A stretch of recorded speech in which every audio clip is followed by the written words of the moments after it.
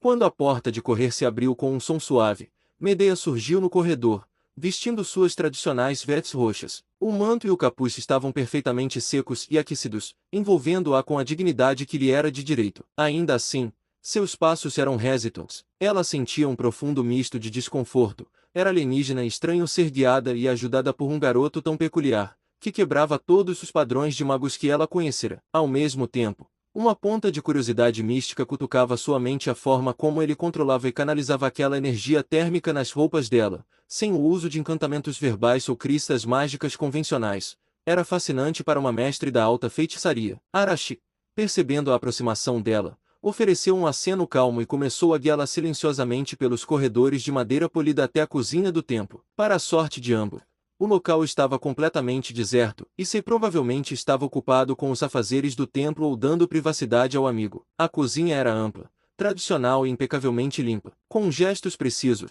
Arashi puxou uma cadeira e ajeitou uma mesa de madeira clara, indicando que ela mudasse sua postura defensiva por uma mais confortável. Por favor, acomode-se, disse ele, mantendo o tom manso. Você ainda precisa recuperar suas forças. Medea hesitou por um segundo, ajeitando o manto ao redor do corpo antes de se sentar. Seus olhos violetas, parcialmente ocatos pelo capuz, acompanhavam cada movimento do rapaz com uma atenção cirúrgica. Arashi deu as costas para a mesa e começou a vasculhar a despensa e a geladeira do templo. Como já passava do meio-dia, o estômago dele exigia algo substancial, mas ele sabia que para o corpo debilitado de uma serva sem mestre, a refeição precisava ser não apenas deliciosa, mas revigorante e de fácil digestão. Ele começou a separar os ingredientes que encontrou para preparar um desjejum tardio que faria jus à sua culinária de nível absoluto. Arashi moveu-se pela cozinha com uma leveza impressionante, adaptando-se perfeitamente aos utensílios do templo. Como não estava em seu próprio território, sua mente estratégica e polida preferiu não abusar da hospitalidade de Sei. Ele optou por algo prático, mas que carregava o toque de perfeição de sua culinária: crépicas douradas,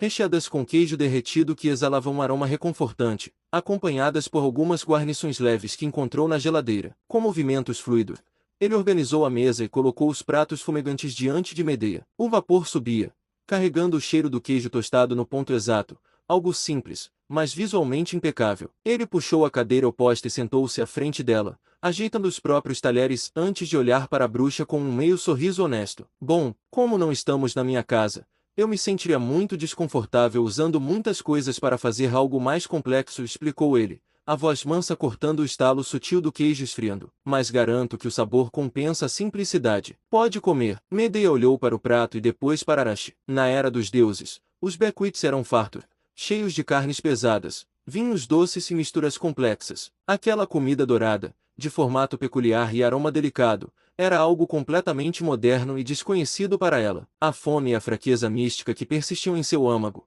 no entanto, falaram mais alto do que o seu orgulho. Ela hesitou, recolhendo as mangas compridas do manto roxo para não sujá-las, e pegou o talher com uma elegância inerente à sua linhagem real. Ela cortou um pequeno pedaço da crepioca, onde o queijo esticava perfeitamente, e levou à boca sob o olhar atento do rapaz. Os olhos violetas de Kesser se arregalaram sutilmente por trás do capuz. A textura leve e elástica da massa, combinada com o salgado perfeito e a cremosidade do queijo quente, causou uma explosão de conforto em seu paladar. Era uma comida que abraçava o estômago. O calor do alimento pareceu se espalhar por seu corpo debilitado, trazendo uma sensação de vitalidade que ela não sentia há horas. Ela engoliu, tentando manter a postura rígida e altiva, mas suas bochechas ganharam um leve tom rosado de satisfação que ela simplesmente não conseguiu esconder. É aceitável para um humano moderno, ela murmurou, desviando o olhar para o lado, embora já estivesse cortando o segundo pedaço com muito mais pressa do que o primeiro. Você cozinha surpreendentemente bem para alguém que se auto-intitula uma espada. Arashi observou a reação dela enquanto começava a comer a sua própria porção com calma. O silêncio da cozinha agora era preenchido por um clima muito mais leve, e a presença mística esmagadora da bruxa parecia finalmente começar a se harmonizar com o ambiente do templo. Ao ouvir o termo, espada saindo dos lábios dela, Arashi sentiu o rosto esquentar de imediato. A timidez habitual de quem tem certa dificuldade em expressar emoções tentou travá-lo, mas a atmosfera leve da cozinha e a pura animação de finalmente estar ali, compartilhando aquele momento com Medea, fizeram sua faceta mais divertida e entusiasmada assumir o controle. Ele deixou o garfo de lado por um instante, gesticulando levemente com as mãos enquanto desaguava seus pensamentos, deixando-se levar por uma empolgação genuína que raramente mostrava ao mundo. Na verdade, Eu disse espada já que era o mais próximo que eu poderia chegar do que eu queria me tornar para você, explicou ele, os olhos vermelhos brilhando com uma vivacidade quase infantil, apesar de que, tecnicamente, o termo mais apropriado a se usar seria provavelmente cajado, já que eu tô mais para um mago do que para um espadachim, ou talvez, se quiséssemos levar a habilidade em consideração, eu seria tecnicamente sua coleira. Apesar de eu achar que se referir a alguém como sua coleira seria bem estranho e passaria a impressão errada. Então,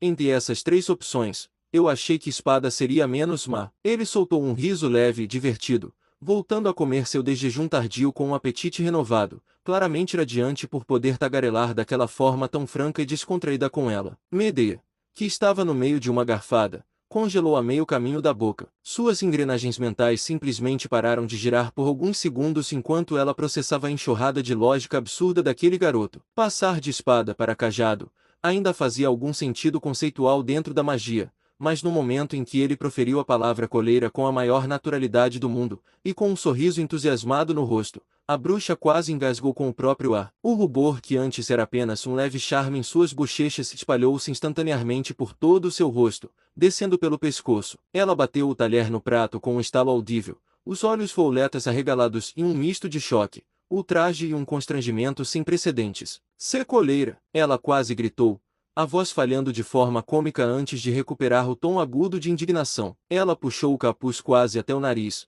tentando de todas as formas esconder a vermelhidão massiva de sua face. Que tipo de pensamentos obscenos e distorcidos passam por essa sua cabeça, Arashi-Sulava? Você diz coisas inacreditáveis com a maior cara de pau do mundo. Ela cruzou os braços por baixo do manto, virando o corpo dramaticamente para o lado oposto ao dele, embora seu estômago continuasse quentinho e satisfeito pela comida. Um mago poderoso se auto-intitular uma coleira, para uma serva. Se os deuses de Colchis estivessem vivos para ouvir uma heresia ridícula dessas, eles morreriam de vergonha. Ela esbravejou, embora o biquinho de frustração em seus lábios se entregasse que ela estava mais desconcertada pelo jeito espalhafato e adorável dele do que realmente brava. Arashi sentiu o sangue subir ao rosto como se tivesse sido atingido por um feitiço de fogo. Ao perceber a interpretação e a reação visceral de Medea, o estrategista nível SS, evaporou, dando lugar a um adolescente mortalmente envergonhado e tentando desesperadamente salvar o que restava da sua credibilidade. Ele colocou o talher na mesa com um som metálico, as mãos tremendo levemente enquanto ele tentava organizar os pensamentos. O desespero em sua voz era palpável. "Eu não tenho nenhum pensamento errado, eu juro." Ele fez um gesto enfático com as mãos, balançando a cabeça em negação frenética, embora suas orelhas estivessem da cor de um tomate maduro. "Eu posso até ser adolescente, mas eu não tinha nenhuma segunda intenção ou malícia nas minhas palavras. É só que a minha habilidade funciona de forma um tanto especial. E bom, tecnicamente, o termo coleira é o que melhor descreveria a natureza do vínculo necessário para minha canalização mais profunda. Eu sei que isso soa muito errado, mas não era minha intenção, eu juro." Ele desabou um pouco na cadeira, cobrindo o rosto com uma das mãos, claramente sem saber como lidar com o fato de ter acabado de dizer algo tão socialmente desastroso para uma princesa da Era dos Deuses. Medea, ainda escondida atrás do capuz, observou a cena pelo canto do olho. O pânico genuíno e a honestidade cômica do rapaz começaram a dissolver a irritação dela. Ver um mago que ela julgava ser tão calculado e estranho ficar tão desajeitado e vulnerável por causa de um mal-entendido técnico fez com que o gelo em torno de seu coração desse mais uma rachada. Ela soltou um suspiro longo, que começou como um resmungo de frustração, mas terminou como algo que beirava um riso contido. Ela abaixou o capuz, revelando um rosto ainda rosado, mas com os olhos violetas suavizados, perdendo o brilho de hostilidade. "Você", ela começou, sua voz saindo mais baixa, com um quê de sarcasmo brincalhão que ela não sabia que possuía. "Você é realmente uma criatura sem igual, Arashi-Sulava. Consegue ser um estrategista audacioso um minuto e um garoto completamente atrapalhado no outro." Ela deu uma olhada rápida na crepioca restante em seu prato e depois olhou para ele, que ainda parecia querer desaparecer dentro do próprio casaco de tanta vergonha. "Esqueça essa analogia ridícula", ela ordenou, com um tom autoritário, mas sem qualquer veneno. "Se a sua habilidade é especial, então pare de se explicar como uma criança que cometeu um erro e me explique, como um mago, o que essa sua canalização realmente faz. Se você quer ser minha espada ou cajado", ela deu uma ênfase sarcástica no último termo, "você precisa me mostrar do que é capaz." Ela o encarou fixamente, desafiadora. "Mostre-me, qual é a natureza dessa sua habilidade especial?" Por que você sente a necessidade de ter uma coleira para operá-la? Arashi respirou fundo,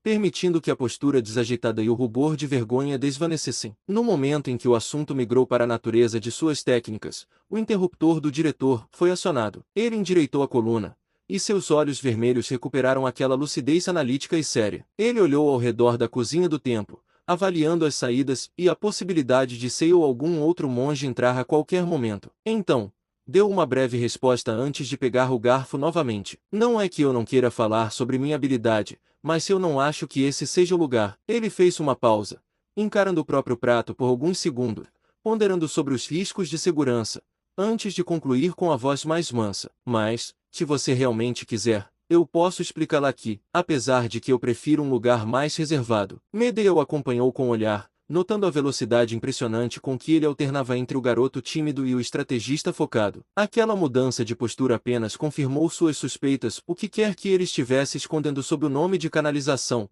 não era um truque de mágica comum. Era um segredo que exigia cautela. Ela olhou para o próprio prato, agora vazio, e depois para o dele. Entendo, um verdadeiro mago protege seus mistérios, ela disse, cruzando os braços e recostando-se na cadeira com uma elegância silenciosa. Não tem interesse em expor suas cartas para os mojas deste lugar. Termine sua refeição. Esperarei até que estejamos em um ambiente adequado. Arashi assentiu com um aceno cortês, e terminou de comer com calma, saboreando os últimos pedaços da crepioca. Assim que os dois terminaram, ele limpou a mesa com a agilidade habitual, deixando a cozinha do templo exatamente como a encontrou. A atmosfera entre eles havia mudado drasticamente desde a manhã.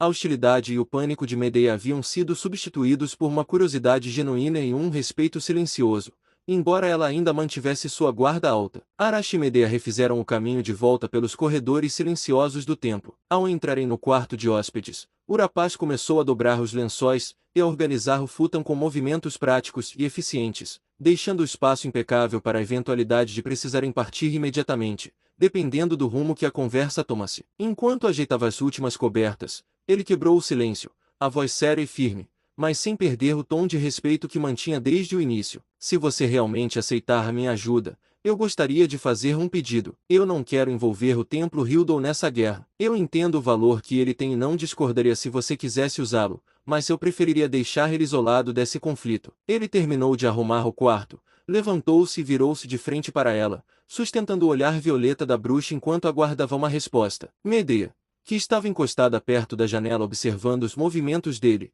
ergueu uma sobrancelha por trás do capuz. Como uma especialista em estabelecer territórios e criar bases místicas fortificadas, ela soube no instante em que pisou no Templo Hildon que a densidade das linhas de lê daquela montanha era o ponto de ancoragem perfeito para uma fortaleza mágica de nível Ace. Ignorar um recurso daqueles em uma guerra do Santo Graal beirava a loucura estratégica. Ela o encarou por longos segundos, avaliando a determinação nos olhos vermelhos de Arashi. Ele estava disposto a abrir mão de uma vantagem geográfica absurda apenas para proteger as pessoas daquele lugar, o monge que ele chamava de amigo. Proteger os inocentes e abrir mão de um terreno sagrado. Você realmente não tem a mentalidade de um mago convencional, Arashi Sullivan, ela comentou, soltando um suspiro que carregava mais resignação do que irritação. Ela descruzou os braços, indicando que aceitaria o termo. Mas eu lhe prometi que você poderia ser a minha espada. Se eu pretendo usar você, não há lógica em começar desrespeitando uma das poucas condições que me impôs. Muito bem, eu não transformarei este templo na minha base de operações. Ela deu um passo à frente, a postura recuperando a imponência da alta feitiçaria,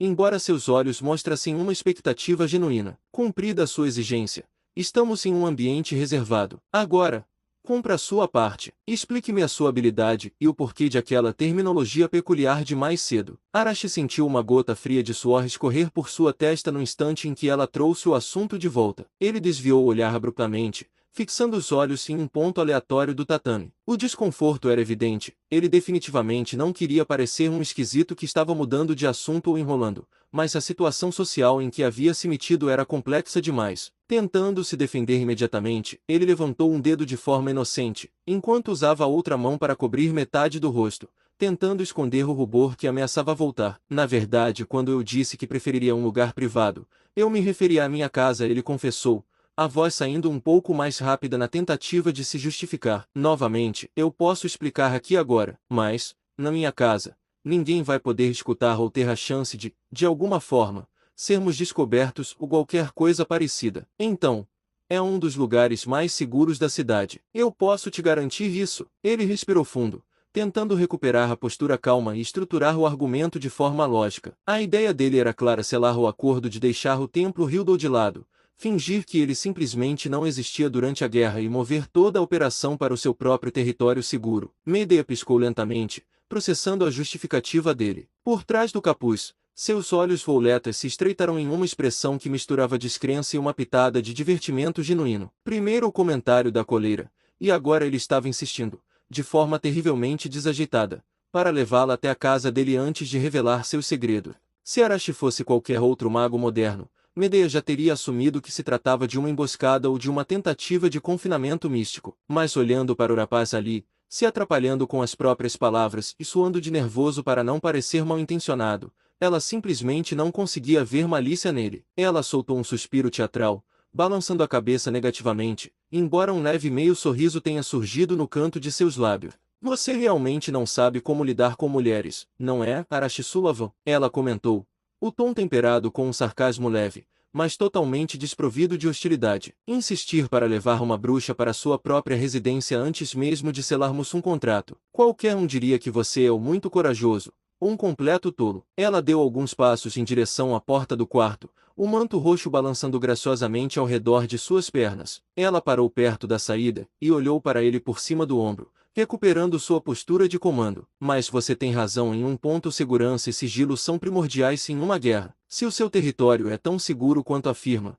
e se realmente vamos poupar este templo e os monges de qualquer conflito, não há motivos para adiarmos a nossa partida. Ela inclinou a cabeça, desafiando-o com o olhar. Muito bem, meu cajado, guie-me até a sua casa, mas esteja ciente de que, assim que cruzarmos a sua barreira, não aceitarei mais nenhuma desculpa esfarrapada. Você vai me contar tudo sobre a sua magia. Entendido. Arashi olhou para ela, um incômodo nítido em sua expressão mista de timidez e frustração. Ele abriu a boca para rebater as provocações, decidido a provar que não era nenhum garoto ingênuo ou despreparado. Porém, a urgência em se defender atropelou sua habitual cautela de estrategista, e o tiro saiu pela culatra de forma monumental. Ei, a culpa não é minha, ele protestou, gesticulando com as mãos enquanto o rosto atingia um tom de vermelho quase alarmante. Eu não fico desse jeito perto de mulheres. Eu fico desse jeito perto de você. Então a culpa é sua. O silêncio que se seguiu na sala foi quase audível. Demorou precisamente um segundo para que o peso do que acabara de dizer ecoasse na mente de Arashi. Dizer a uma mulher, e não a qualquer mulher, mas a princesa de Colchis, que ela era a única capaz de desestabilizá-lo daquela forma, soou muito mais confessional, íntimo flertante do que ele jamais pretenderia em sã consciência. Percebendo a enrascada colossal em que havia se metido, Arashi simplesmente travou a mandíbula, fechando a boca imediatamente. Ele endireitou a postura de forma abrupta, recuperando uma rigidez quase militar para tentar salvar o restinho de dignidade que lhe sobrava. Girou nos calcanhares e marchou para fora do quarto sem olhar para trás. Ele cruzou o corredor em passos firmes, esperando sinceramente que ela apenas o seguisse até o lado de fora do templo sem proferir mais nenhuma palavra sobre o assunto. Atrás dele, Medea permaneceu estática por alguns instantes, com os olhos violetas completamente arregalados por trás do capuz. A culpa é minha. A acusação mais inocente e desastrosa do mundo ricocheteou na mente da bruxa, fazendo seu coração dar um salto involuntário. O rubor que já estava diminuindo em suas bochechas voltou com força total, pintando sua pele pálida de um vermelho vivo. Ela levou uma das mãos à boca, completamente atônita com a audácia ou a falta absoluta de filtro daquele rapaz. Nenhum homem jamais havia dito algo assim para ela sem estar sob o efeito de alguma hipnose ou interesse vil. O Arashi simplesmente dissera porque era a mais pura verdade de seu coração confuso. Mas que garoto inacreditável! Ela sussurrou para si mesma, os nós dos dedos apertando o tecido do manto enquanto tentava recuperar o fôlego. Ainda em choque, mas sentindo uma leveza no peito que há muito tempo não experimentava, ela apressou os passos para não perdê-lo de vista. Mantendo o silêncio ordenado por ele, ela o seguiu pelos portões de madeira do templo Hildol, descendo as longas escadarias de pedra sob o céu da tarde, observando aquela silhueta rígida e orgulhosa à sua frente que, claramente, ainda tentava processar a própria vergonha. Diante das longas escadarias de pedra que desciam a montanha, Arashi finalmente parou. Ele respirou fundo, deixando a vergonha de lado para dar lugar ao praticante de feitiçaria focado que ele era. Suas mãos se moveram com uma precisão cirúrgica, os dedos se entrelaçando e as palmas se unindo em uma posição que imitava o bater de asas de uma ave mística. Era um gesto repetido milhares de vezes ao longo de 10 anos de um treinamento árduo e disciplinado. A memória muscular agiu de forma totalmente automática. Com um sussurro de energia mística, uma sombra densa se projetou do chão e tomou forma. Oni, seu Shikigami favorito, emergiu diante deles. Graças à imensa quantidade de energia que Arashi aprendeu a canalizar ao longo dos anos, a criatura manifestou-se em um tamanho monumental, com asas imensas e uma estrutura forte o bastante para carregar 2 pessoas em suas costas com total facilidade. Sem perder o ritmo, Arashi recolheu as mãos e juntou os dedos indicador e médio da mão direita, apontando-os diretamente para o céu como se mirasse uma arma mística. Ele recitou o cântico decorado, sua voz ecoando de forma solene. Emerge da escuridão, mais escura que a escuridão, purifica o que é impuro. Imediatamente, uma barreira de coloração escura e fluida desceu dos céus, envolvendo Oni e os 2 magos. Era uma cortina modificada e ancorada diretamente à criatura. Arashi usará uma configuração simples, mas brilhante. Tudo dentro daquele perímetro tornava-se completamente invisível para o mundo exterior. Por estar presa ao Shikigami, a cortina se moveria junto com eles pelo céu. Para os humanos normais da cidade de Fuyuki,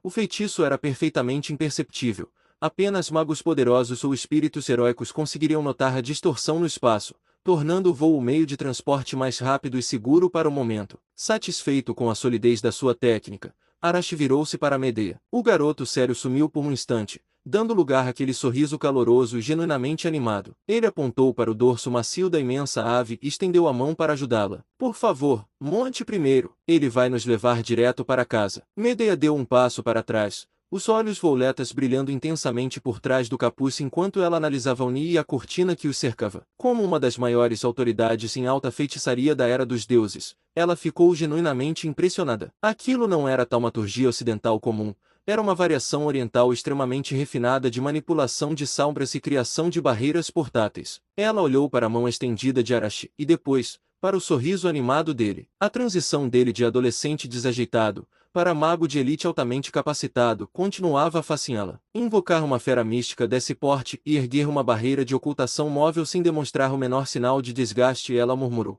aceitando a ajuda dele com elegância e subindo no dorso do Ni. As penas da criatura eram firmes e emanavam uma energia familiar. Você continua a me surpreender, Arashi. Essa sua barcaça é impressionante. Ela ajeitou as vestes roxas e segurou-se firmemente, olhando para ele por cima do ombro com um brilho desafiador, mas visivelmente animada com a viagem aérea. Bem, que está esperando? Monte logo. Vamos ver se a velocidade desse seu pássaro de sombras é tão boa quanto a sua culinária e as suas desculpas. Uni bateu suas asas imensas e cortou os céus de Fuyuki como um raio de sombras. O voo foi tão rápido e preciso que, em questão de minutos, a silhueta da residência Sullivan surgiu abaixo deles. Arashi pousou suavemente e desfez o Shikigami, deixando escapar um suspiro baixo de decepção.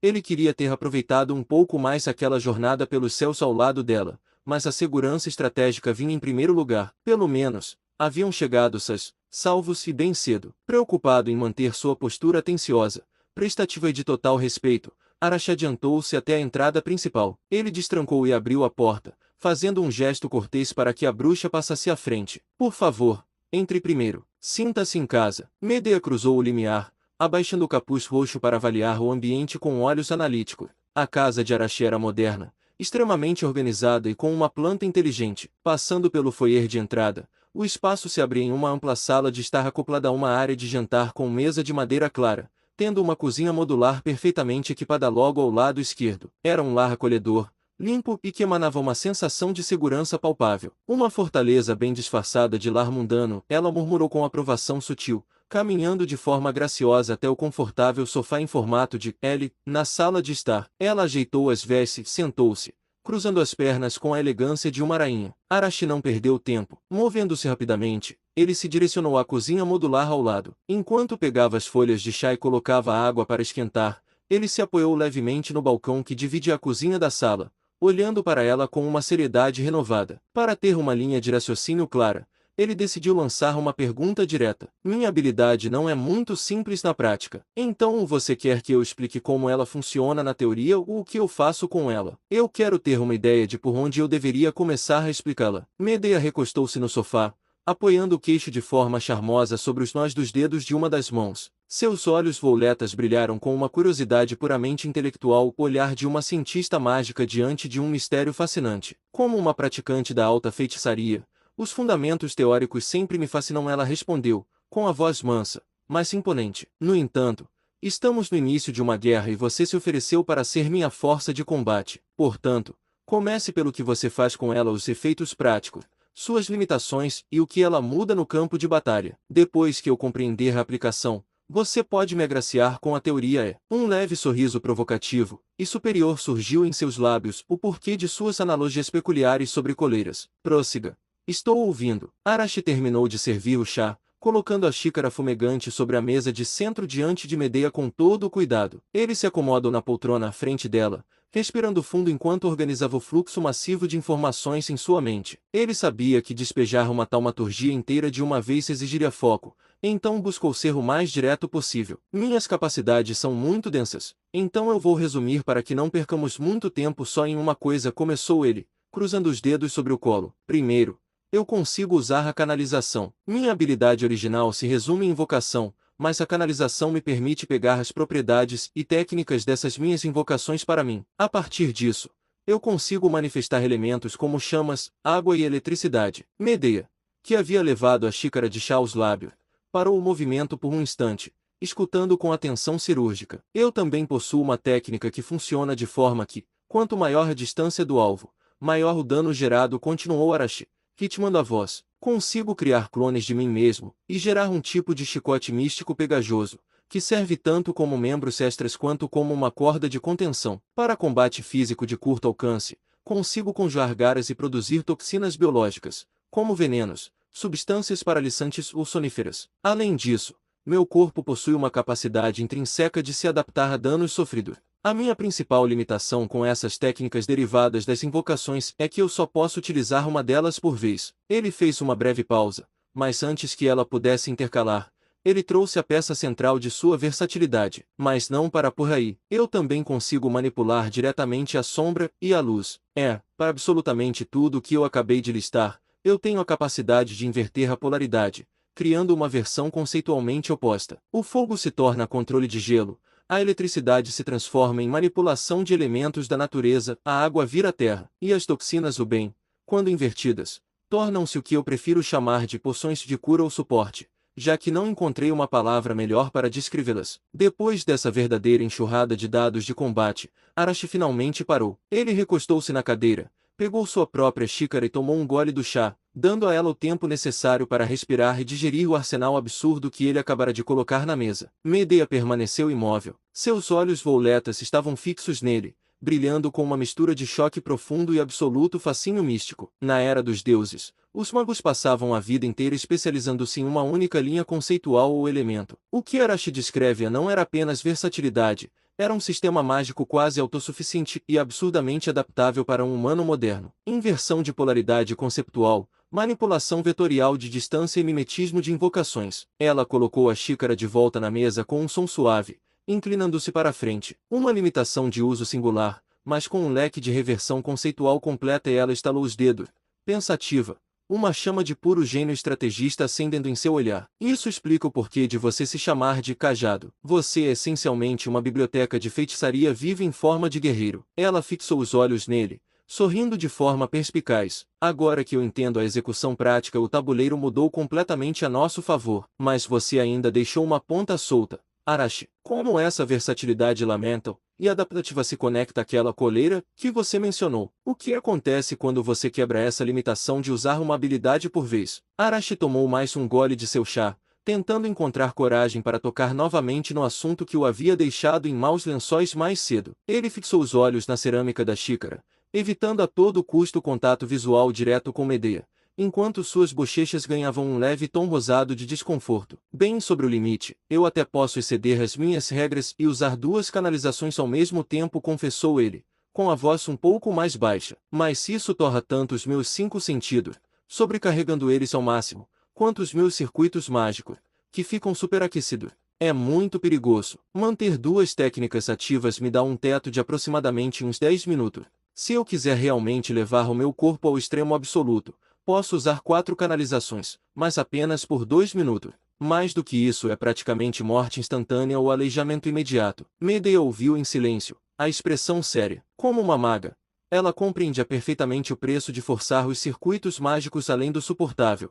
O rebote costumava ser implacável. Arashi pigarriou, mexendo-se na poltrona, o ápice do seu constrangimento chegando com a parte final da explicação. E sobre a coleira, ele hesitou por um segundo, engolindo em seco antes de disparar a explicação de uma vez. É porque a minha habilidade originalmente se baseia na invocação de criaturas que eu posso usar ao meu favor. O início de tudo me dá apenas 2 lobos. A partir daí, eu preciso usar esses lobos, e a mim mesmo para combater e derrotar os próximos animais que eu quero poder invocar. É assim que eu libero o sapo, o pássaro que você viu unir, uma serpente gigante, coelho, um touro, um elefante, entre outros. Ele arriscou uma olhada rápida para ela, mas logo desviou os olhos vermelhos para o canto da sala, gesticulando de forma desagitada. Na prática, eu deveria agir estritamente como um invocador. Eu chamo a criatura mais adequada para uma determinada situação, uso o poder dela e o problema está resolvido. Como a minha habilidade principal se baseia na manipulação e no comando dessas criaturas e das sombras, o termo coleira faz sentido na minha cabeça. Afinal, eu sou o condutor, o invocador que controla esses 10 Shikigamis. Foi só por isso, não teve nenhuma outra intenção. Terminada a explicação, ele permaneceu encolhido na poltrona, esperando que a lógica técnica fizesse a bruxa esquecer qualquer duplo sentido da palavra. Medea observou, a surpresa inicial dando lugar a uma profunda compreensão. O sistema dele era uma variação fascinante de taumaturgia de submissão e contratos espirituais, operando através de uma técnica de 10 estágios sequenciais. A analogia da coleira, embora socialmente desastrosa na boca de um adolescente, era conceitualmente precisa. Ele era o mestre das feras, aquele que detinha as rédeas de 10 sombras pidaruças. Ela soltou uma risada baixa, um som melodioso e surpreendentemente leve que ecoou pela sala moderna. Entendo. Então o grande estrategista estava apenas pensando em termos conceituais de um domador de feras e ela disse, apoiando o queixo na mão novamente, olhando para ele com um brilho divertido e muito mais dócil nos olhos. Devo admitir que a sua técnica é soberba, Arashi. Você não é apenas um mago, você é um exército de um homem só, capaz de assumir o papel de invocador ou de linha de frente adaptável. Ela se inclinou um pouco mais para a frente, a seriedade da guerra retornando à sua voz, mas agora com uma confiança renovada. Contudo, essa sobrecarga de circuitos ao usar múltiplas canalizações é um risco alto demais. Como sua serva, meu dever será garantir que você nunca precise quebrar esse limite a ponto de se destruir. Agora que conheço suas 10 salbras e suas inversões, nós podemos traçar uma estratégia perfeita. A Medea finalmente entendeu toda a mecânica por trás das técnicas do Arashi e aceitou a explicação da coleira de forma leve. O que o Arashi vai fazer agora? O alívio foi quase palpável. Arashi soltou o ar que nem sabia que estava prendendo, seus ombros finalmente relaxando contra o estofado da poltrona. A tempestade de constrangimentos e explicações técnicas parecia ter passado, deixando apenas uma atmosfera de colaboração mútua. Ele se ajeitou, voltando à sua postura analítica. Havia muito a ser feito, e a guerra do Santo Graal não esperaria pela conveniência deles. Ele olhou para Medea, o tom de voz profissional e direto. Nós precisamos discutir sobre 4 assuntos muito importantes, começou ele, contando nos dedos para organizar a prioridade. Sobre qual você quer conversar primeiro? O Santo Graal, sua acomodação, suas roupas e nossos planos de guerra. Medea, que ainda segurava a xícara de chá, pareceu considerar seriamente a lista. Sua expressão, antes divertida com a explicação da coleira, voltou a ser a da estrategista fria que ela sempre foi. A estrutura é importante, e você é metódico. Gostei disso, ela respondeu, avaliando o ambiente da casa com um olhar profissional. Comecemos pela acomodação, para que eu possa estabelecer um círculo de proteção adequado ao redor desta casa, e depois passemos para as roupas. Ela tocou o tecido do manto roxo que ainda vestia, um leve toque de desdém pela falta de praticidade das vestes modernas para combate. O Santo Graal e os planos de guerra podem esperar até que eu esteja devidamente instalada e protegida. Ela colocou a xícara na mesa e cruzou os braços, fitando-o com expectativa. Mostre-me onde serei acomodada, e o que você tem à disposição para que eu possa improvisar roupas adequadas para o mundo moderno sem perder minha essência. Afinal, não posso sair por aí vestida como uma bruxa da Era dos Deuses em uma cidade cheia de curiosos, não é? Arashi levantou-se, com um aceno respeitoso, começou a guiá-la pela residência Sullivan. Ele a levou primeiro pela cozinha modular e pela área de jantar, detalhando brevemente onde ficava cada suprimento, antes de se dirigir ao corredor que levava aos quartos. Ele evitou o quarto do mestre e foi direto para o Bedroom 2, que estava destinado a ser o refúgio da bruxa. Ao abrir a porta, Medea encontrou um ambiente limpo e funcional. Ele abriu o guarda-roupa embutido, revelando uma coleção de peças básicas mortos, camisas de algodão, calças de sarja e casacos de cores nitras, tons de cinza, preto e azul marinho. Eram roupas utilitárias, projetadas para o anonimato e o conforto, seguindo aquela estética unissex que Arashi preferia. Medea tocou o tecido de um dos mortos, analisando o corte. Embora fosse prático, a diferença de estilo entre aquilo e o luxo cerimonial de suas vestes é um abismo. Arashi, observando a expressão dela enquanto ela examinava as roupas, coçou a nuca, um pouco sem jeito. Bom, tenho essas roupas no guarda-roupa de hóspedes, disse ele, indicando as peças. Mas, sendo sincero, a modelagem é bem masculina e o tamanho provavelmente não será o mais adequado para você. Acho que seria muito melhor se saíssemos para comprar algo que realmente lhe sirva e que combine melhor com o que você precisa. Como acho que seria um pouco difícil fazer isso hoje, já que precisamos organizar as defesas da casa, seria melhor deixarmos para amanhã. O que você acha? Medea retirou a mão do tecido e virou-se para ele. A sugestão de comprar roupas novas a pegou desprevenida, mas o pensamento de ter algo que fosse dela e não um empréstimo ou uma improvisação trouxe um brilho sutil aos seus olhos violetas. Sair entre os mortais para uma compra de trajes, ela repetiu, a palavra parecendo exótica em sua boca. Ela deu um leve sorriso. O primeiro realmente descontraído desde que chegaram à casa. É uma proposta aceitável. Amanhã teremos tempo para tal, e talvez eu consiga encontrar algo que não precise de tantos ajustes mágicos para ser funcional. Ela passou por ele, saindo do quarto e voltando para o corredor, parando e olhando-o de volta. Enquanto isso, Arashi, estas roupas servirão para o básico dentro de casa. Mas agora que já definimos onde vou dormir, não pretendo perder mais tempo. O dia está acabando, e a noite é o momento em que os mestres mais se movimentam. Ela cruzou os braços, a postura voltando a ser a da estrategista que guiava a guerra. Agora que a acomodação está resolvida e as vestes ficaram para amanhã, temos os outros 2 pontos, o Santo Graal e os planos de guerra. Vamos voltar para a sala. Preciso que você me diga tudo o que sabe sobre a situação atual desta cidade e o que você espera alcançar com o Graal. Seja detalhista. De volta aos seus lugares na sala de estar, a atmosfera descontraída de antes dissipou-se por completo. O rosto de Arashi assumiu uma rigidez gélida, quase desprovida de emoções, adotando a postura de um estrategista puro que lida com verdades brutas e perigosas. Ele fixou os olhos vermelhos em Medea e começou a falar com uma clareza cortante. Eu não posso te dizer como eu sei de tudo isso, mas o que eu posso te dizer é que durante a Terceira Guerra do Santo Graal, um espírito heróico que não deveria ter sido invocado acabou sendo chamado para o conflito. Isso causou uma catástrofe quando ele foi derrotado, fazendo com que o Santo Graal, antes um cálice normal, agora esteja completamente corrompido. Medea, que estava prestes a questionar a origem daquela informação, calou-se instantaneamente. A seriedade no tom do rapaz e a gravidade das palavras dela fizeram inclinar-se ligeiramente para a frente,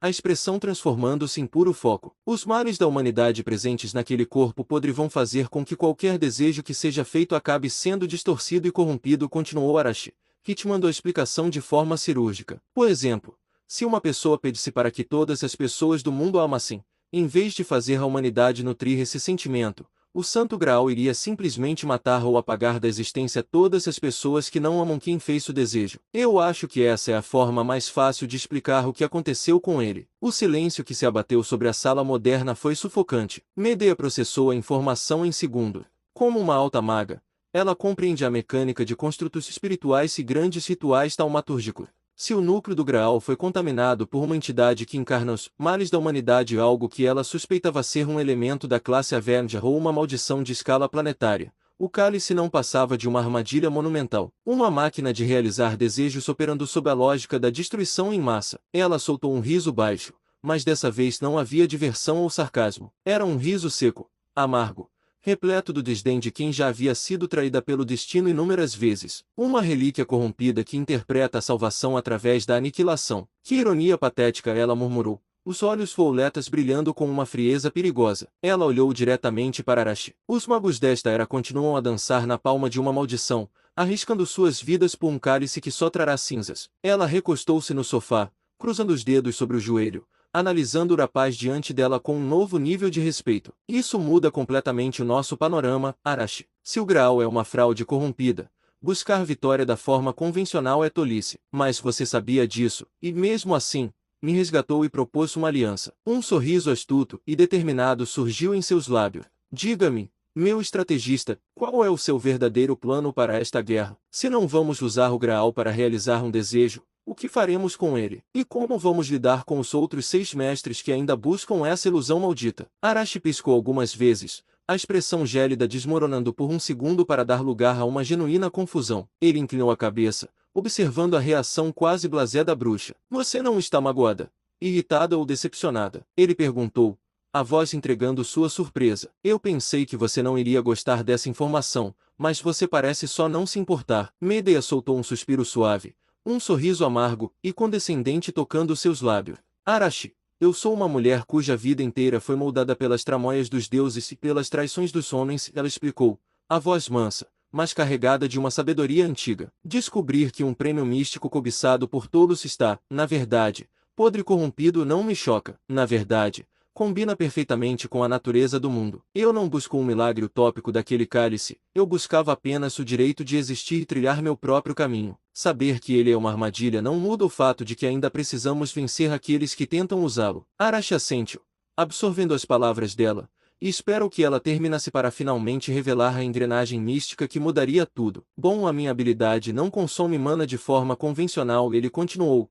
endireitando-se na poltrona. O que ela usa é uma forma diferente de energia, chamada energia amaldiçoada, que nasce a partir dos sentimentos e emoções negativas humanas, como raiva, ódio e melancolia. E eu consigo usar essa energia amaldiçoada para criar algo que eu chamo de energia positiva. Quando a energia positiva entra em contato com a energia amaldiçoada, faz com que ela fique instável e se destrua. Na prática, serve como um tipo de antimagia, se formos considerar que a energia amaldiçoada funciona como a mana. Ele cessou suas explicações abruptamente, pousando as mãos nos joelhos e fixando os olhos vermelhos nela, esperando que o intelecto genial da bruxa fizesse as conexões necessárias. Medea permaneceu em silêncio por um longo momento. A xícara de chá em sua mão foi colocada lentamente sobre a mesa. Seus olhos violetas se estreitaram, brilhando com uma intensidade analítica avassaladora. Como uma cientista da Era dos Deuses, ela estava processando um conceito de taumaturgia completamente alienígena. Inversão de energia baseada em conceitos emocionais negativos gerando um vetor de anulação purificadora. Se o Santo Graal estava corrompido pelos males da humanidade que nada mais eram do que o ápice concentrado de puro ódio,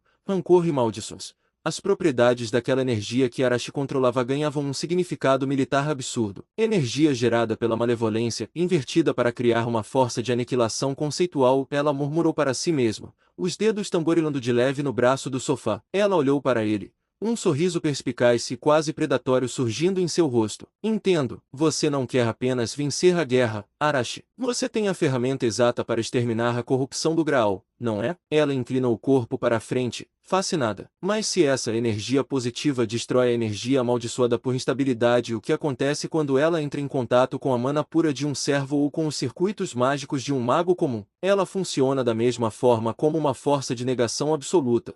O efeito é diferente. Essa é a questão que eu não sei te responder, admitiu Arashi, encarando as próprias mãos por um instante. Até agora, eu não tive contato com outros magos ou servos para poder fazer esse teste. E pelo que eu pude testar em meu próprio corpo, a energia positiva não afeta a mana e nem os circuitos mágicos de forma alguma, além de curá-los, como normalmente ela faz. Então, a minha ideia era que, no melhor dos casos, eu usaria a energia positiva para purificar o Santo Graal e, no pior dos casos, eu só destruiria ele e encerraria a guerra. Para ilustrar o que estava dizendo, ele estendeu a mão direita. Com um brilho suave e reconfortante, uma leve chama branca começou a pulsar ali. A energia positiva saltava para fora de seu corpo com uma animação evidente, emanando uma sensação de vitalidade, calor e pura regeneração. Ao mesmo tempo, na mão esquerda, ele concentrou o oposto. Uma aura escura, densa e tremeluzente ganhou forma a energia amaldiçoada, pesada e fria, nascida das emoções mais sombrias. Ele manteve as duas manifestações separadas,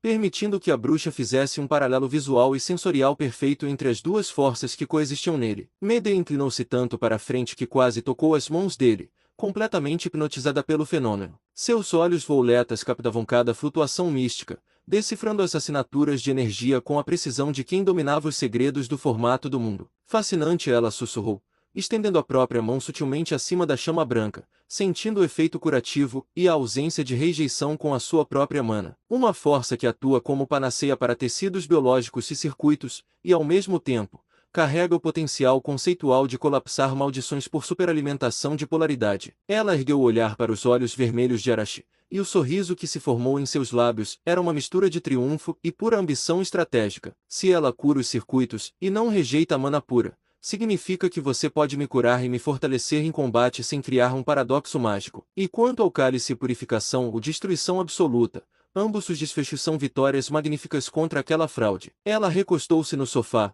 cruzando os braços com uma satisfação imensa, olhando para o rapaz como se tivesse acabado de encontrar o tesouro mais valioso de toda a humanidade. Você tem um antídoto para o veneno daquela relíquia, Arashi. Com o meu conhecimento, e a sua polaridade, nós não vamos apenas jogar esta guerra, nós vamos ditar as regras dela.